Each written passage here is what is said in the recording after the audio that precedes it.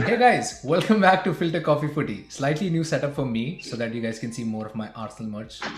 Still kind of blank the wall, but I'm going to fill it out more. But that's not what we're here to talk. That's not what we are here to talk about. We are here to talk about Arsenal versus Newcastle. Arsenal winning 2-0. Fabulous result, especially coming after a 4-0 drubbing against Liverpool. But yeah, before we get into it, like, share, subscribe as always. Follow us on Instagram at FilterCoffeeFooty, and let's jump right in. Karthik, let's start with what I was most impressed with in this game is just the solid defense. Like we just looked so selfish. Apart from that one scare from that long ball to Callum Wilson, which again we handled pretty well. And Ramsdale having to come out and make another world-class save. It's like he's made a habit of this at this point. They're like Newcastle just had no threats. We just looked so selfish out in defense. Like, what's your take on that? I'm just glad that it didn't turn into a penalty incident because that was claimed to be a penalty that wasn't given. Graham Potter was furious. You could see that, but that's sorry. Eddie Was it Howe. Graham Potter? Eddie Eddie Howe. Howe. My bad. You're confusing your I Brightons and Newcastles. exactly. I realized new manager. My bad. Okay, so I I am glad that it didn't turn out to be a penalty incident where we've seen all these 50-50s go against us in the past so many times that we are just resigned to like conceding that penalty and then having a go at Tavares or anyone. Where although it was never that fault, it was never their fault. Yeah, and Callum Wilson also went down quite easy. Like he was really looking for that lightest of touches to go down and get a penalty in there. So I mean there was no way that should have been given a penalty, and I'm glad that it wasn't. So and Tomiyasu, another incredible game, adding an assist now to his reputation. I think the first goal contribution he's had in an Arsenal shirt, which was amazing in the Premier League, at least I feel. And man of the match And performance. man of the match performance, I know he was. I mean, you could argue that Saka probably could have gotten it as well for his performance.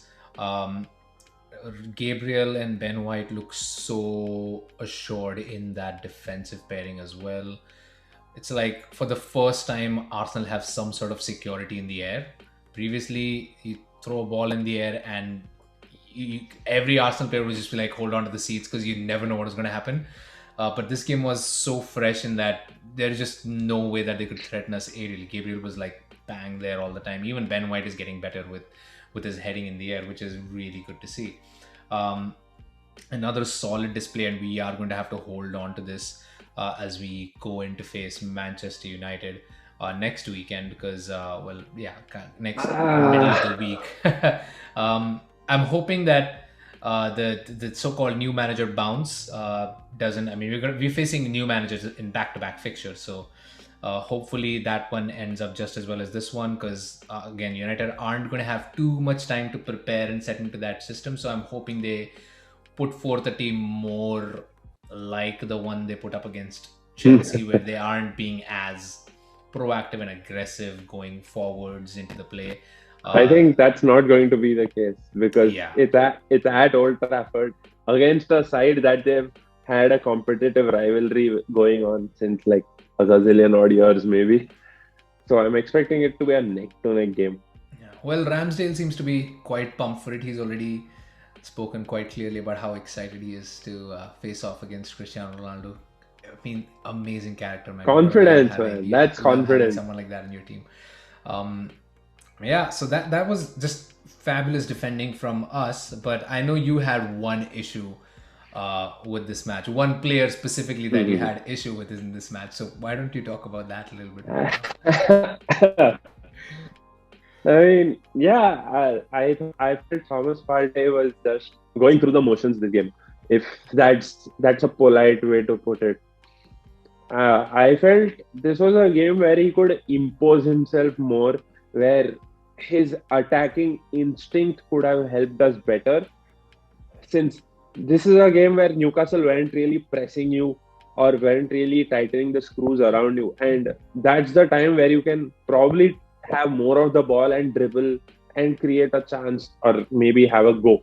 But I did not see that from Partey. And do I feel that it was a contained performance? Yes. Do I feel that he could have done more? Definitely yes. Because these are the games where you have that sort of freedom. You can break away from your tactical setup a little bit to be more adventurous, which I wouldn't want in a difficult game like a Manchester United or a Chelsea. Yeah, and point well taken, because he was kind of just there on the pitch this game.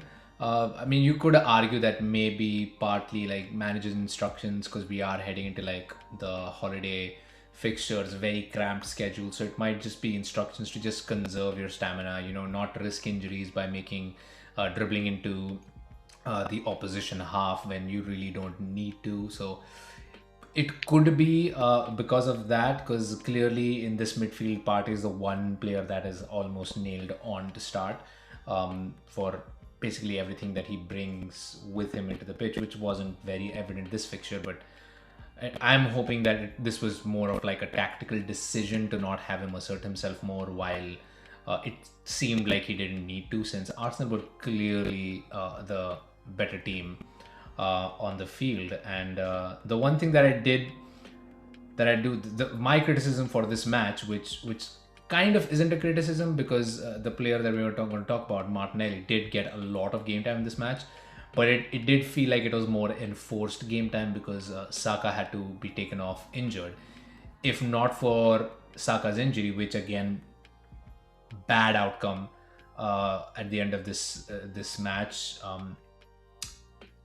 I don't think Arteta would have gotten Martinelli on till much later in the game.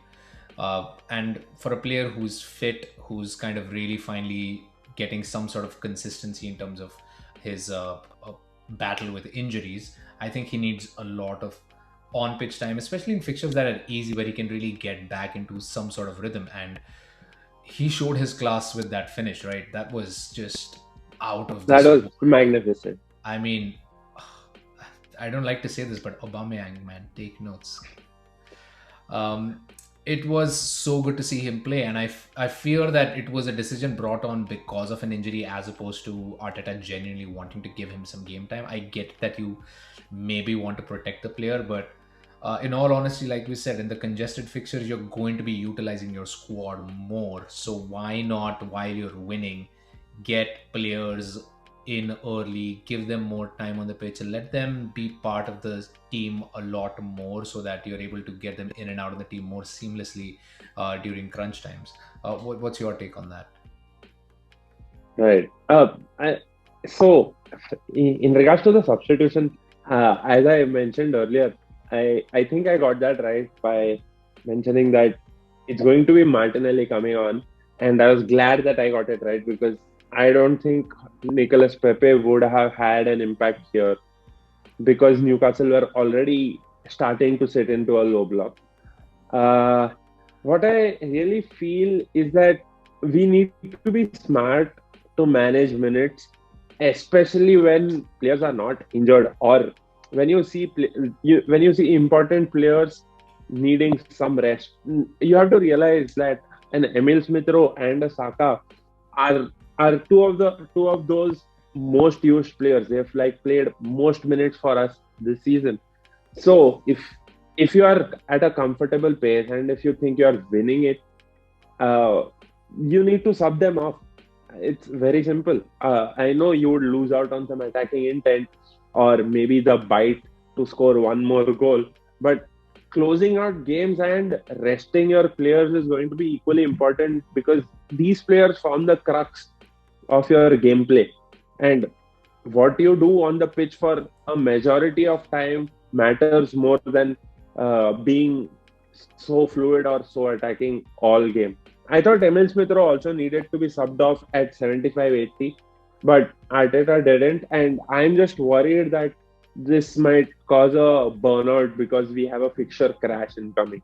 Although you could argue that oh, you only have the Premier League to play, you don't have Europe or anything of that sort. But we are playing with a set number of people and it's a leaner squad. So make it make sense. Yeah, I agree that especially after you got the second goal, probably should have made some changes in there, gotten Emil Smith Rowe out like you said. So that's maybe something that he needs to try and focus on a little bit more.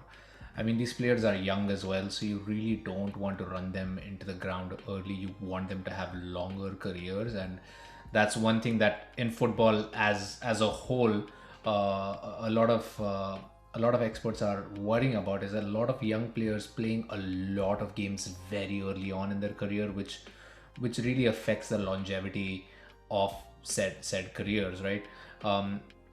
So try and move around a little bit more. I know Arsenal aren't the best at holding on to a one goal lead, maybe because there are some slip ups here and there, but that's something that should get better with training. But I mean, protect the players, give them rest as and when you can. Don't have them be on the pitch when they really don't need to be on the pitch. Yeah. Ending with that, let's make some predictions about Arsenal versus Manchester United, or other Manchester United versus Arsenal, since we're traveling to Old Trafford. What do you think is gonna go down there? What's your prediction on the result? I want to win. I want us to win. Very simple. I don't know how dirty or how great, but I just want us to win. I will take a 1-0 at this point. Let's just say I'll take a I said, 1-0 what's your at this point. prediction, not what you want. Yeah, I predict a 1-0 again.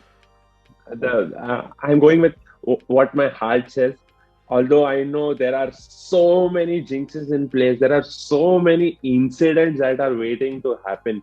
Like a certain player's landmark number on goals, referees being partial to United. I mean, they haven't been partial to United all season. Why not the Arsenal game wherein you have drama already? Yeah, no, I feel it's going to be a very attritional 0-0.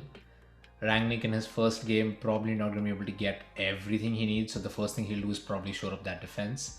And Arsenal traditionally having a tough time breaking down defenses, so I don't think it's going to be a whole lot of goalmouth action. I think we're going to come back maybe with a point, which probably not a great result given the kind of form we are in versus the kind of form Manchester United in, but better than a defeat at Old Trafford. So yeah, that's my prediction there.